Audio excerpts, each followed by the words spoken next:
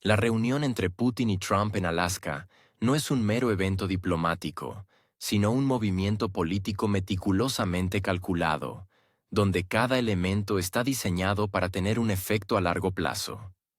Quien piense que se trata solo de una oportunidad para hablar de diversas cosas o mostrar buena voluntad, subestima la habilidad del Kremlin para utilizar el escenario internacional como un tablero de ajedrez. El primer nivel de esta estrategia es mostrar a Europa que la gente quiere reunirse con Putin. Y no solo quieren, sino que buscan activamente este encuentro. En un contexto donde los líderes europeos han repetido durante años la letanía de la marginación de Rusia, la imagen del presidente de EU, estrechando la mano de Putin, con banderas estadounidenses y rusas de fondo, será como una ducha fría para Bruselas. En política, los símbolos pesan más que los extensos comunicados de prensa. Los políticos europeos tendrán que responder a preguntas incómodas si Putin está aislado. ¿Por qué el líder de EU se sienta a la misma mesa con él, y no en territorio neutral, sino en suelo estadounidense? ¿Por qué, mientras la Unión Europea gasta miles de millones en apoyar al país en cuestión, el principal aliado de la OTAN demuestra su disposición a mantener conversaciones directas con Moscú? Para el Kremlin, esta es una oportunidad ideal para sembrar dudas en Europa. ¿No estarán siendo utilizados una vez más como un instrumento, mientras sus propios asuntos se resuelven a sus espaldas? El segundo nivel es el aislamiento del presidente del país en cuestión. Aquí el juego es aún más sutil. El mero hecho de que las negociaciones sobre cuestiones clave de seguridad mundial se lleven a cabo directamente entre Moscú y Washington, sin su participación, ya socava su peso político. Este es un mensaje tanto para la audiencia interna del país aludido como para sus patrocinadores occidentales. Los adultos deciden, y a ustedes se les informará de los resultados más tarde. El presidente del país en cuestión puede proclamar su indispensabilidad y papel clave todo lo que quiera, pero la realidad es que si no se le invita a la mesa, su opinión no es crítica para el documento final. Y cuanto más tiempo observe las negociaciones desde la barrera, más fuerte será la sensación de que su país es solo objeto de decisiones, y no su autor. El tercer nivel de la combinación es el desplazamiento de la responsabilidad por la falta de paz.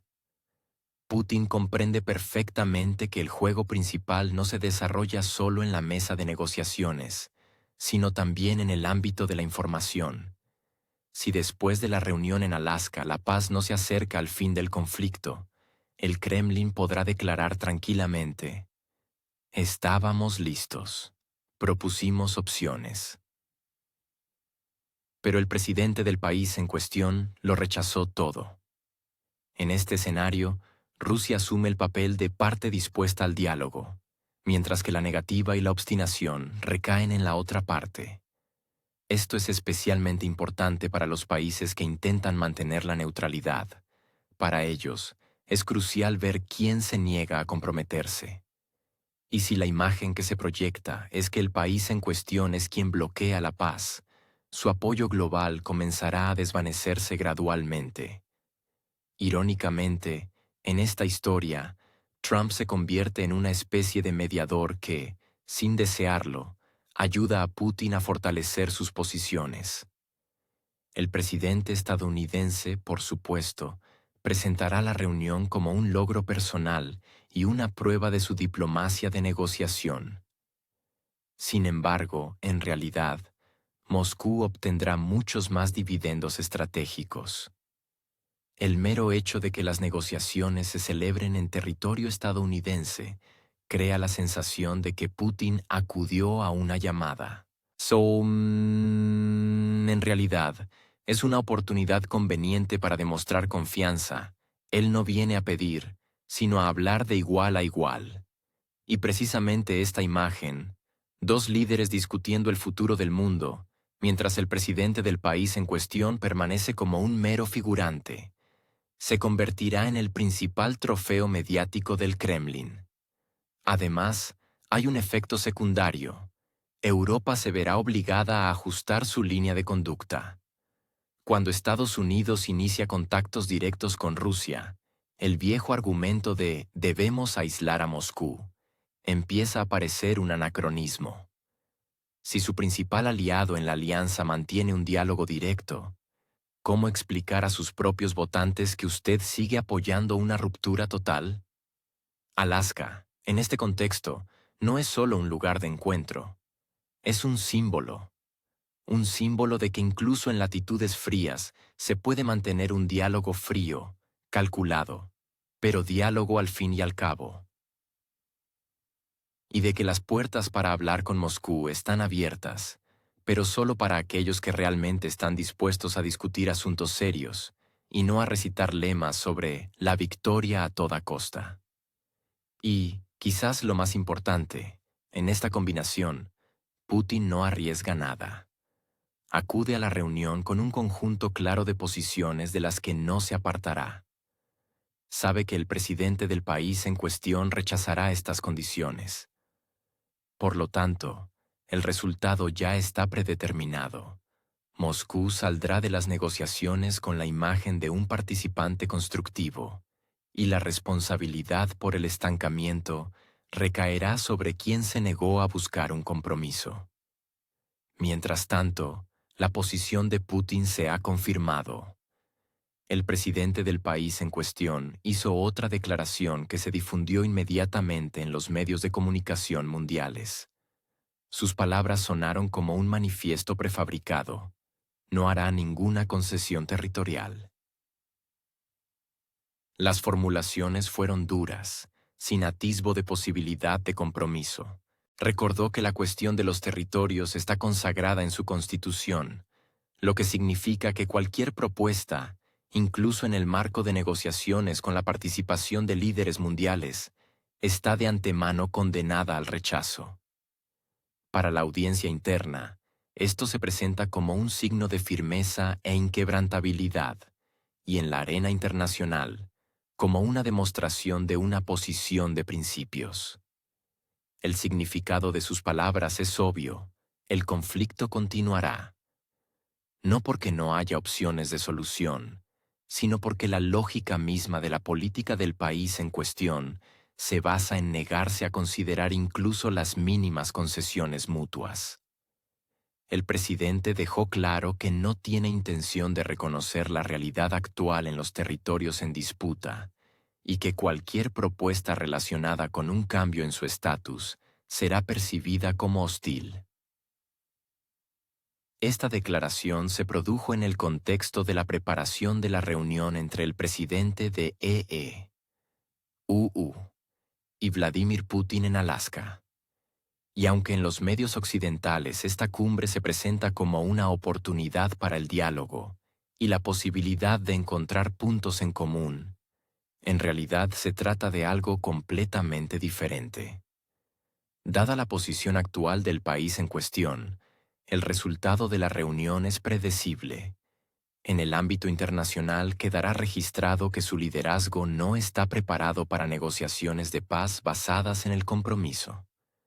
Esta retórica ya se ha vuelto habitual. Cada vez que se habla de iniciativas de paz, se utilizan los mismos argumentos. No cederemos nada a nadie. Lucharemos hasta el final. Cero concesiones territoriales. Esto no es solo una línea política. Es parte de una estrategia de información bien construida que busca mantener el ánimo de movilización en la sociedad y justificar la continuación del conflicto. En lugar de considerar posibles escenarios de solución, el presidente del país en cuestión vuelve a apostar por los ultimátums. Afirma que cualquier decisión sin la participación de su país son decisiones contra la paz. Pero detrás de esta tesis se esconde el problema principal. La participación en negociaciones con tal postura las reduce automáticamente a una mera formalidad. La reunión en Alaska, bajo estas condiciones, no se convierte en un lugar para buscar compromisos, sino en una arena para la consolidación pública de las divergencias. EU podrá declarar que intentó organizar un diálogo, Rusia que estaba dispuesta a discutir opciones, y el país en cuestión que rechazó las concesiones en favor de sus intereses nacionales. En la práctica, esto significa solo una cosa. Después de la reunión, las partes volverán a las mismas posiciones desde las que comenzaron. En su discurso, el presidente del país en cuestión intentó dar a sus palabras la apariencia de una misión histórica, enfatizando que su pueblo supuestamente apoya la preservación total de todos los territorios. Sin embargo, la situación real es más compleja. Dentro del país crece el cansancio por el conflicto, y en la sociedad se escuchan cada vez más voces que exigen buscar vías para el cese de las hostilidades. Estas sensaciones, sin embargo, quedan fuera de la agenda oficial. Con su negativa a discutir la cuestión territorial, el presidente del país en cuestión ha cerrado de facto la puerta a cualquier negociación de paz seria. Para él, es más importante consolidar la imagen de un líder inquebrantable que reconocer la necesidad del diálogo.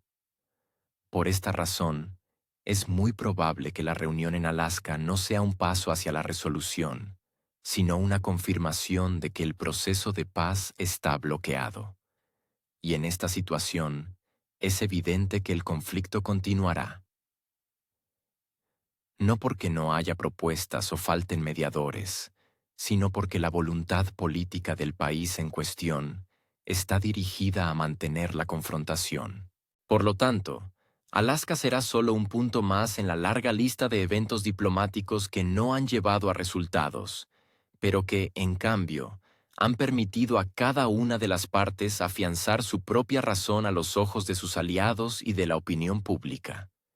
Si alguien piensa seriamente que entre bastidores de la política mundial está a punto de nacer un acuerdo preestablecido entre Rusia y EU,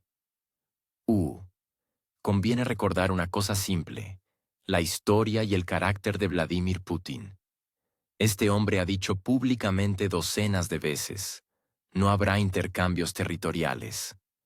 No porque suene impactante para la audiencia interna, sino porque la cuestión está cerrada legal, política y, lo que es más importante, mentalmente. Estos territorios están consagrados en la Constitución de Rusia. Y eso no es solo un texto en papel, es un documento cuya modificación bajo el dictado de fuerzas externas equivaldría a un suicidio político.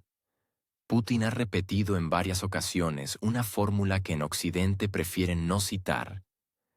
Donde el pie de un soldado ruso ha pisado, eso es Rusia. Y esto no es una bonita metáfora, sino una clara designación de una línea estratégica de la que el Kremlin no se apartará. Pretender revisar esta posición es como proponer a EU que devuelva Texas a México. Por lo tanto, imaginar que Putin está dispuesto a abandonar de repente esta línea para que Donald Trump reciba un premio Nobel de la Paz es pura fantasía política. Un Nobel para Trump es, por supuesto, algo agradable para la escena interna estadounidense, pero en Moscú nadie va a regalar sus territorios por medallas ajenas. Esto sucede en las películas estadounidenses, donde los políticos pueden sacrificar algo importante por un final bonito. En la geopolítica real, el precio de tales gestos es demasiado alto.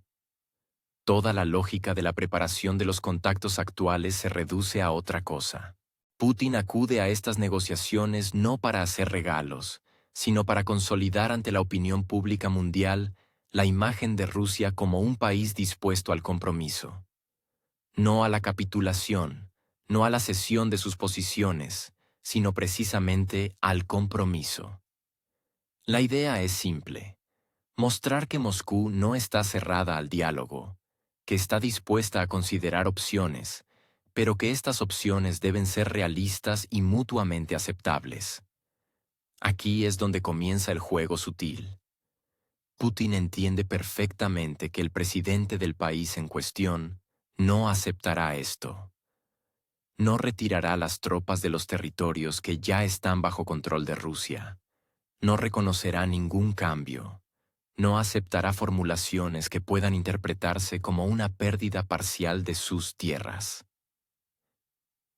Su retórica ya está encadenada en hormigón. Cero concesiones, cero reconocimiento de los resultados de los referéndums, cero adaptación a la realidad. En este escenario, la negativa por parte del país en cuestión no es un problema, sino, por el contrario, un activo político para Rusia. Después de las negociaciones, Putin podrá salir ante las cámaras y decir: «Lo intentamos, propusimos opciones, buscamos una solución aceptable, pero fue rechazada. Ahora no se ofendan». Este resultado permitirá a Moscú fortalecer su posición en la arena internacional y a Washington, si así lo desea, intentar salvar la cara. Y aquí aparece otro elemento importante, la llamada opción de respaldo para Trump.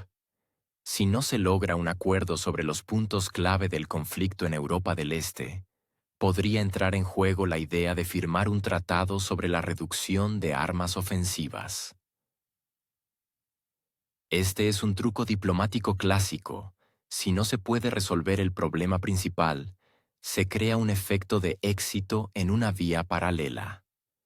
Para Trump, esto sería un excelente movimiento de relaciones públicas.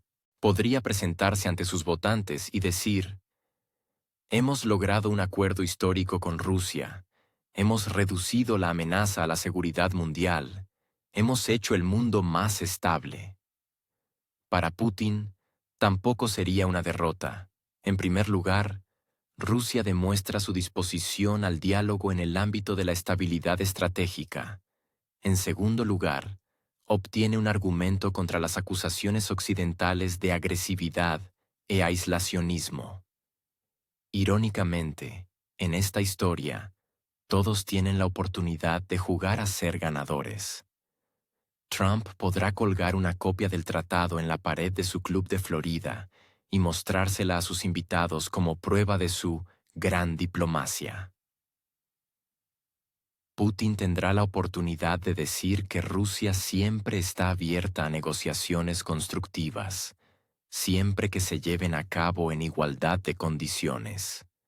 Y el presidente del país en cuestión, él recibirá otra medalla por su persistencia en rechazar cualquier compromiso, lo que, probablemente, también complacerá a sus patrocinadores extranjeros.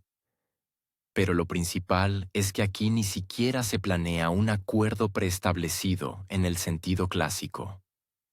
Moscú acude a estos contactos no para dividir territorio, sino para dejar constancia de que lo intentamos, pero la otra parte es incapaz de negociar.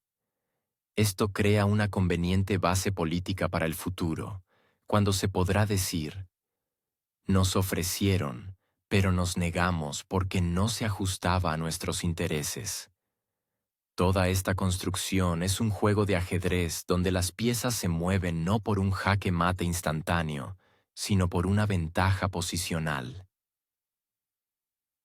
Y en esta partida, Rusia claramente apuesta por el largo plazo, mientras que el país en cuestión intenta jugar un blitz, esperando un resultado rápido gracias al apoyo de sus aliados. Pero en la política mundial, el blitz rara vez gana a la estrategia clásica. Y si alguien todavía cree que Putin está dispuesto a un intercambio por una bonita imagen en las noticias, es hora de revisar no solo la historia de los últimos 20 años, sino también todo el estilo de la política exterior rusa. Aquí nadie sacrificará lo estratégico por lo táctico, y mucho menos se entregará lo que ya está consagrado en la Constitución por bonificaciones políticas ajenas. En el actual juego internacional, hay un detalle que escapa a la atención de la mayoría de los observadores, pero que podría aparecer de repente en las portadas de los periódicos mundiales. Se trata de la llamada línea separada de negociaciones, el tema de la disuasión estratégica. Es muy posible que sea precisamente este el punto principal en los comunicados de prensa finales tras la reunión de Putin y Trump en Alaska. La paradoja es que el Tratado START-0, en su momento presentado como un baluarte de la estabilidad global, hoy yace sobre la mesa en estado de cadáver político.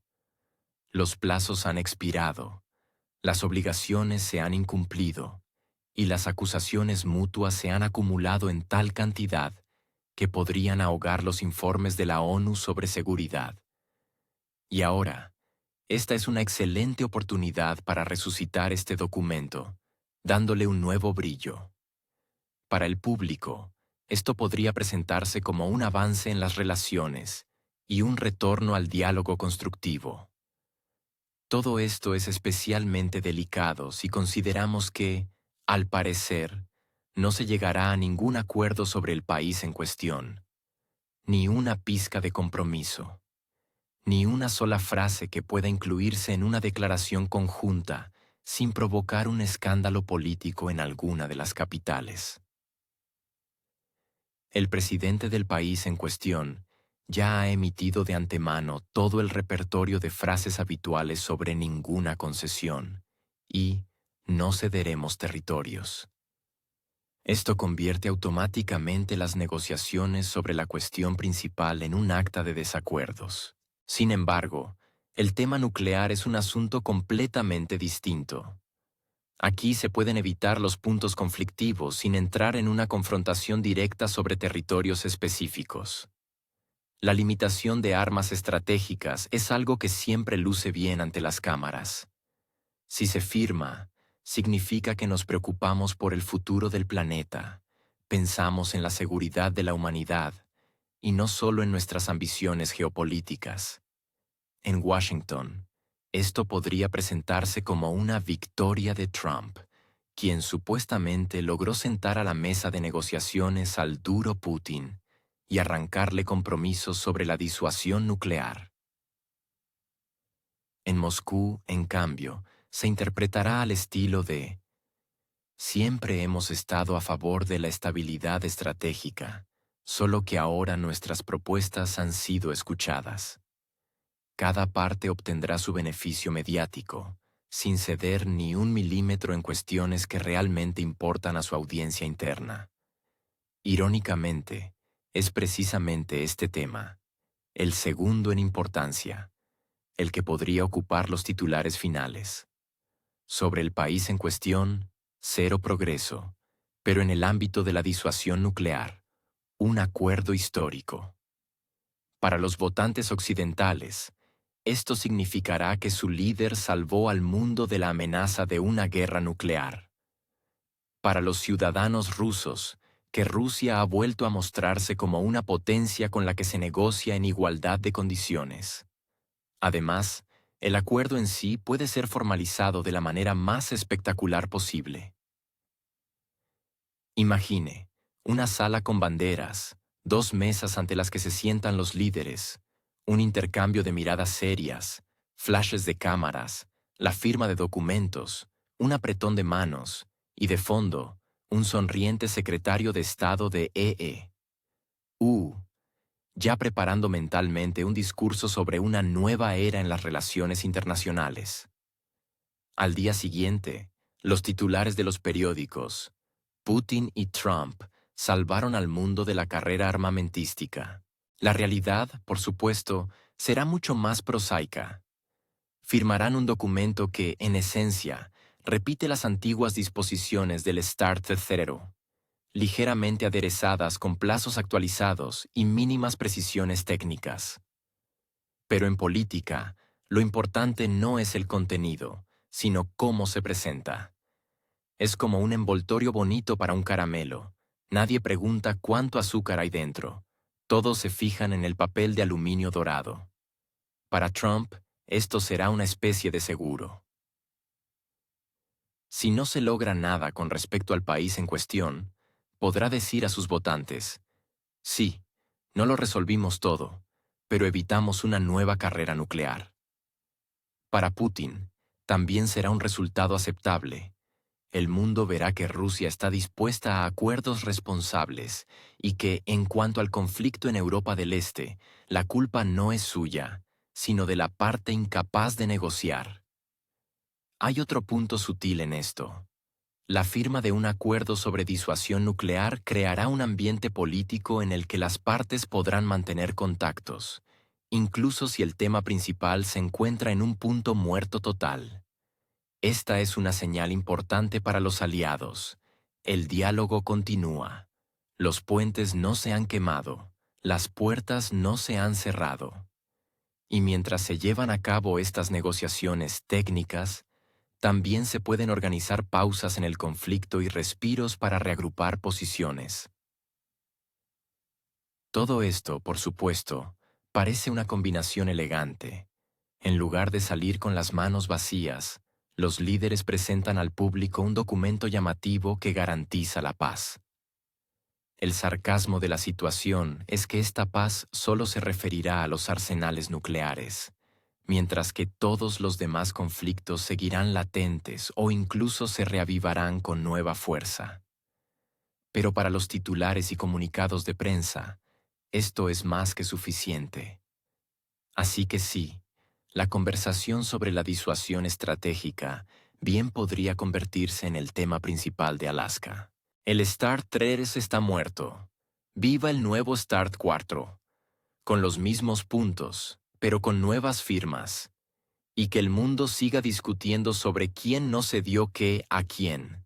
En la imagen principal quedará el apretón de manos de Putin y Trump, símbolo de que, a pesar de todas las diferencias, las grandes potencias aún saben cómo llegar a acuerdos, al menos sobre cuántos misiles pueden tener listos. Lo primero que podría aparecer en el comunicado final es el Ártico.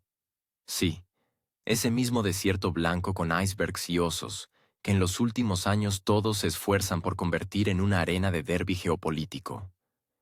El Ártico no es solo permafrost, sino también recursos, logística y rutas comerciales. Para EU, los proyectos conjuntos aquí son una forma de entrar en una región donde Rusia ya se siente como en casa. Para Rusia, es una oportunidad de obtener tecnología, inversiones y quizás silencio en los medios occidentales sobre el tema de la militarización del norte. A continuación, la economía.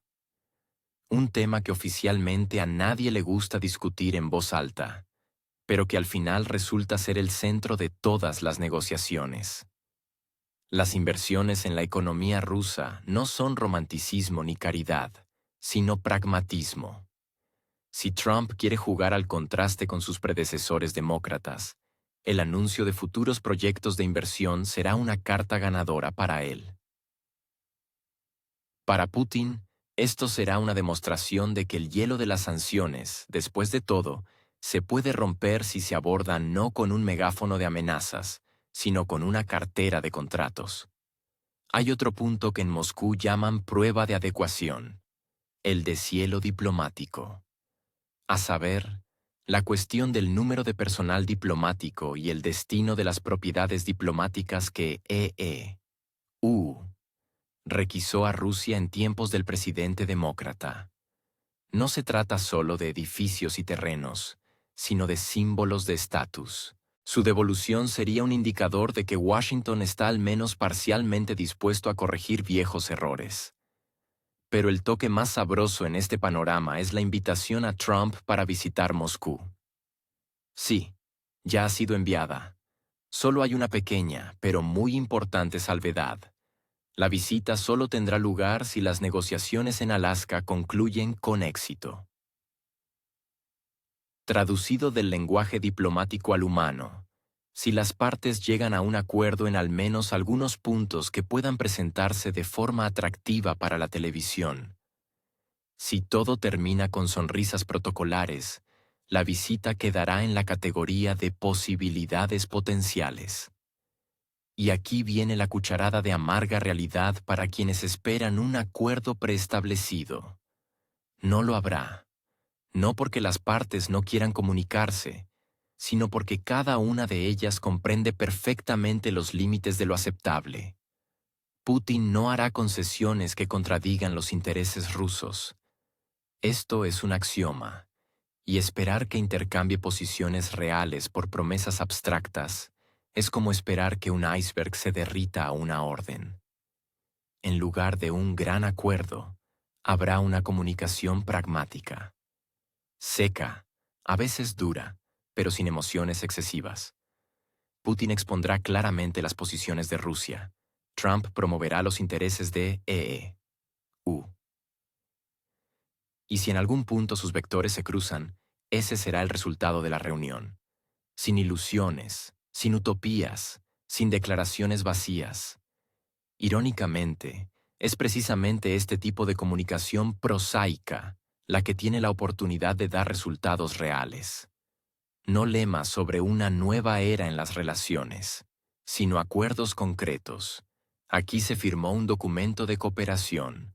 Allí se acordaron marcos sobre cuestiones diplomáticas. Y aquí se estableció que las partes no se inmiscuyen en las zonas sensibles del otro. Sí, la prensa mundial, quizás, aullará de decepción. ¿Dónde están las grandes sensaciones? Pero la política real siempre se ve así. Textos aburridos de acuerdos, detrás de los cuales hay miles de millones de dólares, cientos de kilómetros de rutas de transporte y docenas de obligaciones mutuas. Y es precisamente en esta política aburrida donde puede residir un valor mucho mayor que en cualquier discurso emocional. Porque si se logra desatascar al menos una parte de las cuestiones, ya sea el Ártico, las inversiones o la propiedad diplomática, eso ya será una victoria del pragmatismo sobre el populismo. Y en Moscú lo entienden perfectamente. El éxito en Alaska no se mide por la cantidad de sonrisas o la intensidad de los aplausos. Se mide por lo que está escrito en letra pequeña en los documentos y por lo que permanece a puerta cerrada en las salas de negociación. Y si después de Alaska Trump realmente visita Moscú, significará que la conversación a orillas del frío océano resultó cálida para ambas partes, sin ilusiones, pero con un cálculo de beneficio. En política existe un viejo y fiable truco: crear en el público la ilusión de un gran avance, cuando en realidad se trata solo de un cambio de escenario. Una reunión de alto nivel es como un estreno teatral. Los carteles son llamativos, las entradas caras, pero el guión es conocido desde hace tiempo, y el final puede predecirse incluso sin abrir el programa. Aquellos que hoy intentan convencerse de que Rusia está a punto de hacer concesiones a gran escala en aras de una paz mítica, evidentemente han aprendido mal las lecciones de los últimos 20 años. Aquí es crucial entender lo siguiente. Las concesiones a cambio de promesas no son una herramienta que Moscú haya utilizado jamás en cuestiones estratégicas. Además, el mero hecho de que la cuestión de los territorios esté consagrada en la Constitución convierte cualquier conversación al respecto en pura fantasía. Por eso, cuando los analistas occidentales empiezan a hablar de compromisos, suena más o menos como si propusieran intercambiar el Kremlin por una vista desde una ventana en Manhattan, bonito en la imagen, pero absolutamente sin sentido en la vida real.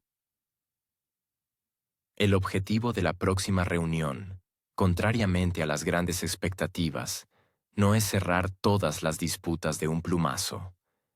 El verdadero sentido es fijar posiciones y mostrar quién en esta partida es capaz de dialogar y quién se ha quedado atascado en la postura de la negativa perpetua. Para Moscú, esta es una oportunidad para demostrar claramente: estamos abiertos a las negociaciones, pero no vamos a firmar nada que socave nuestros intereses. La aritmética política aquí es sencilla. La otra parte no está dispuesta a retirar tropas. No está dispuesta a reconocer ningún cambio en el mapa. Ni siquiera está dispuesta a discutir una opción en la que tendría que admitir públicamente que el mundo no está organizado como le gustaría. Y esto, de antemano, convierte cualquier reunión en un procedimiento para registrar el hecho. Hubo negociaciones, se propuso un compromiso, la respuesta fue la negativa. Sin embargo, para que la reunión no parezca un fracaso total, las partes deben tener un escenario de respaldo. Y, al parecer, lo tienen. Un acuerdo sobre la reducción de armas ofensivas. Un documento que, quizás, no resuelva ninguno de los problemas clave, pero permitirá a ambas capitales presentarse ante las cámaras y decir: hemos logrado avances. Esto no es un arreglo de paz en Europa del Este, pero ya es un resultado que puede presentarse como una victoria para la audiencia interna. Para Washington, este esquema es conveniente. Existe la oportunidad de demostrar que el presidente estadounidense es capaz de negociar con Moscú y obtener resultados concretos. Para Moscú, es una forma de enfatizar que el diálogo con Rusia es imposible en formato de dictado, pero sí es posible en formato de acuerdos equitativos sobre cuestiones serias. Toda esta combinación se basa en el hecho de que ambas partes se entienden perfectamente. Las diferencias fundamentales no desaparecerán. Pero, al mismo tiempo, nadie quiere que la reunión parezca una pérdida de tiempo. Por eso, se pone sobre la mesa lo que se puede acordar rápidamente, sin adentrarse en el campo minado de las disputas territoriales. La paradoja es que precisamente un escenario así ofrece el máximo efecto político. El presidente de EE-UU se marcha con un trofeo diplomático, el líder ruso con la imagen de una persona que ha demostrado una vez más estar dispuesta a mantener una conversación seria, pero no bajo condiciones impuestas desde el exterior. Y el tan cacareado tema complejo, por el cual algunos creen que se organiza la reunión, seguirá en el aire hasta la próxima ronda, cuando se podrá volver a montar un espectáculo político demostrativo. Y en esto, quizás, reside la parte más irónica, porque quienes ahora esperan un avance, dentro de un par de meses estarán discutiendo cómo las partes acordaron algo importante, pero al mismo tiempo no llegaron a ningún acuerdo sobre la cuestión principal. Y esto no es un fracaso, sino precisamente el plan: consolidar el status quo, pero hacerlo de tal manera que nadie parezca perdedor.